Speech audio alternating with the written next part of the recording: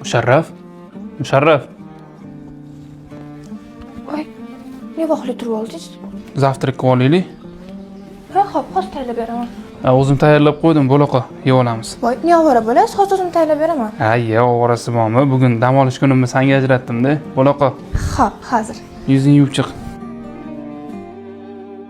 Qani, ovqatim shirin chiqdimi? Ha, rahmat. Qo'lingiz bilan shirin zo'r chiqibdi. Ha, osh bo'lsin.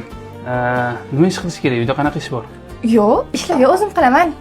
Bugun yakshanba, men senga vaqt ajratganman. Bu ishlarda ham o'zingga yordam beraman-da. Nima qilish kerak? Uylarni pilisos qilib chiqish kerakmi? Ha, narigi xonalarni qilib qo'yish kerak-da. Ha, bo'ldi. Bo'lmasa men bilan yig'ishtirurman, yo'qmi? O'zim pilisos qilib chiqaman. Xo'p, rahmat. Ana, uylarni ham pilisos qilib bo'ldik-a, qizim? Ha, Endi nima ish qilamiz? bilmadim. Ha, oyna so'randi. Oyana nima ish qilaylik? Hozir men bozorga spis qilib beraman. Hadeli bozorga borib kelinglar. Asan men bilan o'tirib turasan. Ha,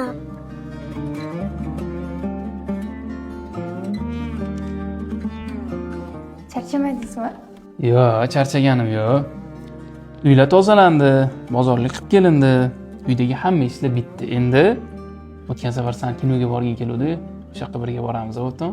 Voy, muncha zo'r. Hozir tez Xadichani kiyintirib chiqing. Men qara. Hadichasiz bugun sen bilan men kelamiz, er-xotin mazza qilib aylanib dam olib kelamiz. Xadichani kimga tashlaymiz? Hadichani akamga tashib ketamiz. Aytib qo'yganman, 1-2 soat qarab turishadi. Xo'p.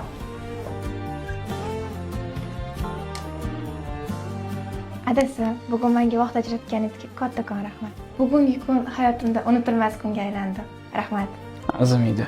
O'zimda o'ylab qarasam, ertalab ishga ketar ekanman, keyin kechqurun yana qaytib kelib, sen bilan bir bemalol gaplasha olmas ekanman, vaqt ajratmas ekanman. Telefon bilan ovora bo'lib, seni unutib qo'yar ekanman doim. Hech bo'lmasa biz erkaklar bir haftada bir marta bo'lsa ham ayolimizga vaqt ajratib turishimiz kerakligini unutib qo'yibman.